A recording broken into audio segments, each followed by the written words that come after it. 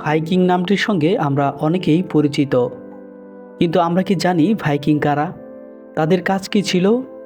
আমেরিকার ইতিহাসে তাদের অবদান কতটুকু? 800 খ্রিস্টাব্দ থেকে 11 শতক পর্যন্ত ভাইকিংদের আধিপত্য ছিল। স্ক্যান্ডিনেভিয়ান অঞ্চলে একটি বিশাল সংখ্যালঘু গোষ্ঠী তাদের অবস্থার উন্নতির জন্য মাতৃভূমি ত্যাগ করে এবং সমুদ্র পরবর্তী অঞ্চলে বসবাস শুরু করে। সমুদ্র সৈকতে বসতি স্থাপনকারী জীবিকার তাগিদে অনবরতভাবে যুদ্ধে লিপ্ত এসব মানুষেরাই ভাইকিং নামে পরিচিত ছিল। উপকূলীয় অঞ্চল, বিশেষত নির্ধারিত আশ্রম, মঠ, ব্রিটিশ দ্বীপ ইত্যাদি স্থানে ভাইকিংরা অভিযান চালাতো। 3 শতাব্দী ধরে তারা ব্রিটেন এবং ইউরোপীয় মহাদেশের উপর বিভিন্নভাবে আক্রমণ চালায়। যুদ্ধে পটু আর জাহাজ চালানোর অসম্ভব দক্ষতাকে কাজে লাগিয়ে প্রায় 300 বছর ধরে গোটা ইউরোপ, আমেরিকা দাপিয়ে বেরিয়েছে তারা। ভাইকিং নামটি স্ক্যান্ডিনেভিয়ান থেকে এসেছে। সভ্যতার মানদণ্ডে রীতিমতো অসভ্য আর বর্বর এই জাতি সাগরে অসম্ভব সব দূরত্ব পাড়ি দিয়েছে, নতুন নতুন দেশ আবিষ্কার করেছে। আর এ সমস্ত সব কিছুই করেছে তারা নিজেদের প্রচেষ্টায়। ভাইকিংরা জাহাজ বানাতে ছিল অসম্ভব রকমের পটু। একটা জাহাজ কোন পথে যাবে বা কী পরিমাণ ভার বহন করতে হবে এসব বিবেচনা করে তারা জাহাজ নির্মাণ করতে পারত। প্রতিটি অভিযান শেষে নিরাপদে ফিরে আসা নাবিকদের মুখে সমুদ্রযাত্রার বিবরণ শুনে সেই রুটের জাহাজের নকশা তৈরি করত নির্মাতারা। সাধারণত 2 ধরনের জাহাজ বানাতো। তার মধ্যে সবচেয়ে কুখ্যাত ছিল ল্যাংস্কিপ, যেটা ছিল আদতে যুদ্ধজাহাজ। এই জাহাজগুলোতে চেপে তারা হামলা করত বিভিন্ন দেশে। ভাইকিংসরা কোনো বংশ বা ধর্মের মতাবলম্বী ছিল না। তাদেরকে ইউরোপীয়রা নিজেদের স্বজাতি হিসেবে মেনে নিতে পারেনি, কারণ তারা একটি বিদেশি জাতি হিসেবে এসেছিল এবং তাদের কর্মকাণ্ড ছিল বর্বরোচিত। সবচেয়ে গুরুত্বপূর্ণ বিষয় হলো তারা খ্রিস্টান ছিল না। ভাইকিংসদের দৌরত্ব সবচেয়ে বেশি ছিল এখনকার সময়ের নরওয়ে, সুইডেন এবং ডেনমার্ক হিসেবে পরিচিত এলাকাগুলিতে। এই দেশগুলো একাত্রে স্ক্যান্ডিনেভিয়ান হিসেবে পরিচিত। তারা যে দেশে বাস করত সেখানকার মাটি হলো ভয়াবহ রুক্ষ আর অনুর্বর। সেই সঙ্গে ছিল তীব্র শীতের প্রকোপ।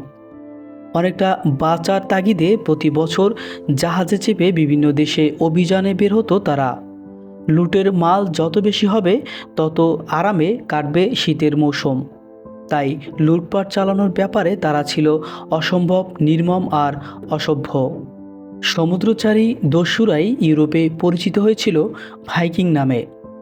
ভাইকিংদের জাহাজ দেখা আর আজরাইলকে দেখা, এই দুটোই ইউরোপের মানুষের কাছে ছিল সমান বিষয়। আজকে মার্বেলের সুবাদে আমরা যে থর, ওডিন আর লোকিদের তৈরি মুভি দেখি, এরাই ছিল এসব নর্থম্যানদের উপাস্য দেবতা। 794 খ্রিস্টাব্দে উত্তর পূর্বাঞ্চলীয় ইংল্যান্ডের নর্থমারল্যান্ডের উপকূলে লিন্সফার্নের এক সন্ন্যাসীদের আশ্রমে আক্রমণের মধ্য দিয়ে ভাইকিং যুগের সূচনা হয়েছিল। অন্যান্য গোষ্ঠীর তুলনায় তারা ছিল অদ্ভুত রকমের আগ্রাসী। আশ্রমের মতো ধর্মীয় প্রতিষ্ঠানের প্রতি তারা কোনো শ্রদ্ধা দেখায়নি। এর 2 বছর পর তারা স্কি ও আয়োনা এবং রাথলিন এর অনির্ধারিত দ্বীপ, আশ্রম ও মঠগুলিতে আঘাত হানে। 840 খ্রিস্টাব্দে লন্ডনের ফ্রাইকা এর রাজা লুইসের মৃত্যুর পর তার পুত্র লোথর তার ভাইদের বিরুদ্ধে পরাজিত করার জন্য ভাইকিংদের কাছে এসেছিলেন সাহায্যের জন্য।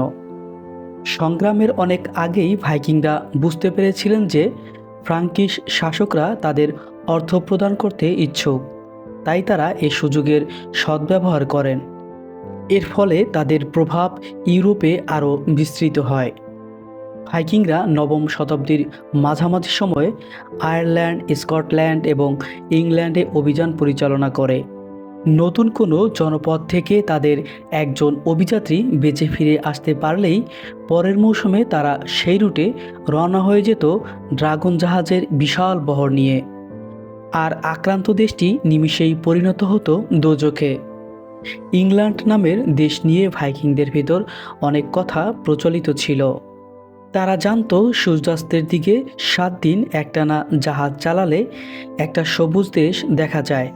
তাদের প্রধান লক্ষ্য ছিল নিজেদের জন্য স্থায়ী বসবাস তৈরি করা। তারা ওয়েলস, স্কটল্যান্ডের উত্তরাঞ্চল, হিব্রাইডস এবং স্কটল্যান্ডের বেশিরভাগ অংশ নিয়ন্ত্রণ লাভ করে। তারাই আয়ারল্যান্ডের প্রথম বাণিজ্যিক শহরগুলি প্রতিষ্ঠা করেছিল। ডাবলিন, ওয়াটারফোর্ড, ওয়েলসফোর্ড, ইউক্লো এবং লিমেরিক ইত্যাদি স্থানগুলো ব্যবহার করে আয়ারল্যান্ড এবং আইরিশ সাগরে সারা ইংল্যান্ডের উপর হামলা চালানো হতো। আইরিশ উপকূলের উপর তাদের বেশ ব্যবহার করে। 1851 খ্রিস্টাব্দে ইংল্যান্ডের আক্রমণের মধ্য দিয়ে ইংল্যান্ড আক্রমণের সূচনা ঘটে। রাজ্য ওয়েসেক্স সফলভাবে প্রথমবারের আক্রমণ প্রতিহত করতে সক্ষম হয়েছিল। ভাইকিং বাহিনী পূর্ব অ্যাঞ্জেলিয়া ও নর্থবার্থল্যান্ডের জয়লাভ করে। 893 সালের কথা। সে বছরই প্রথমবার সফলভাবে ইংল্যান্ডে পৌঁছে লুটপাট চালিয়ে ফেরত আসতে সক্ষম হয় তারা। ইংল্যান্ডের 1109 সালের ঘটনাগুলি কার্যকরভাবে ভাইকিংদের সমাপ্তি ঘটায়। তাদের সমাপ্তির পর স্ক্যান্ডিনেভিয়ানের সমস্ত রাজ্যেই খ্রিস্টান ছিল এবং ভাইকিং সংস্কৃতিগুলো খ্রিস্টান ইউরোপের সংস্কৃতির রূপ নিয়েছিল।